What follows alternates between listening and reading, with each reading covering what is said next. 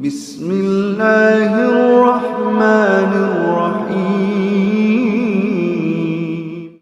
Saya sudah rajin sholat, saya rajin puasa, saya rajin tahajud, saya banyak berzikir, saya banyak sholawat. Tapi kenapa kehidupan saya tetap susah, tetap sulit? Saya punya banyak masalah. Anda perlu pahami bahwa belum tentu balasan dari amal baik Anda diberikan oleh Allah ketika di dunia. Allah simpan di akhirat. Dan adanya aneka masalah itu sebagai ujian yang harus Anda hadapi sampai mati. Karena setiap orang yang hidup di dunia ini pasti dia akan mengalami aneka ujian tadi, yang menuntut kita untuk sabar dan sabar. Kita tidak sholat dalam rangka agar kita jadi kaya. Kita tidak puasa dengan harapan rezeki kita jadi lancar. Kita tidak tahajud dengan maksud agar seluruh utang kita lunas. Bukan untuk itu. Tapi kita beribadah karena itulah tugas kita sebagai hamba sampai kita mati. Ada di antara hamba yang mereka diuji oleh Allah sampai mati. Dan ujian itu dia hadapi sampai mati. Ada yang disiksa sampai akhirnya dia mati. Artinya apa? Ujian itu tidak hilang sampai dia mati. Kita terus beribadah. Dan kita tidak mengeluhkan ibadah kita. Kenapa tidak segera datang pertolongan Allah? Kenapa masalah terus ada pada diri kita? Sebagaimana